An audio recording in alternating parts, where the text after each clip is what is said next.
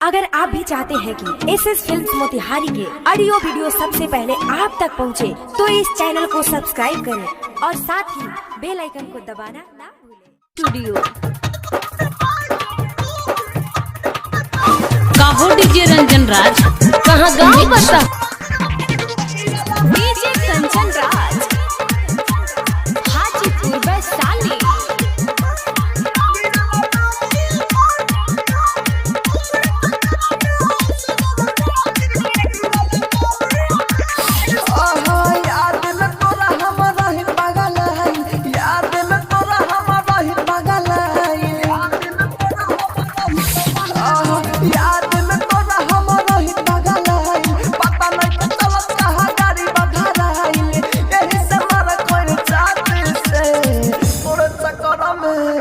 रे गोरकी गिरल पानिया पाछे से तोर चक्कर में सुन रे गोरकी गिरल पानिया पाछे से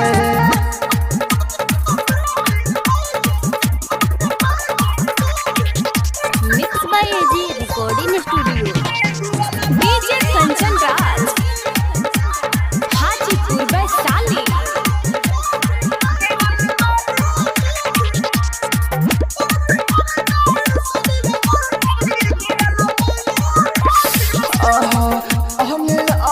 पट्टी बनाइली हाथ पैर दोनों टूटल बा गाँव के लोग कहे आवारा हमसे सब रूसल बा सब तोरे चलते भइल बा।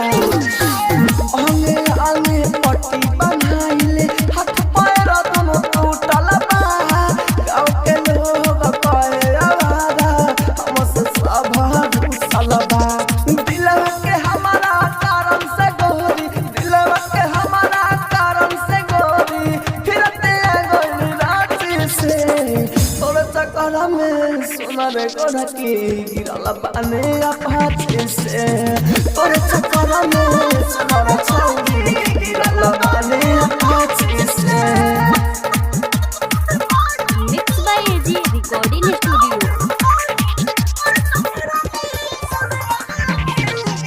DJ Kanchan Raj Hajipur Vaishali.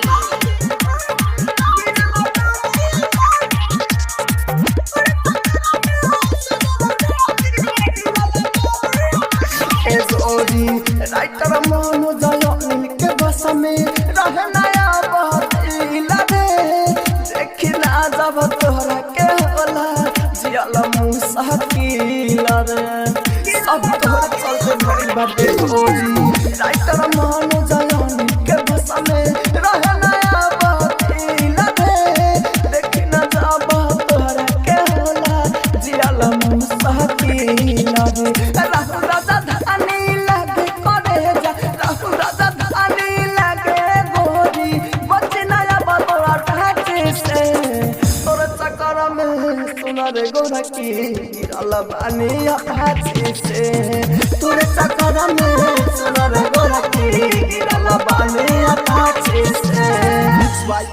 AG recording studio Roshanpur सपहा।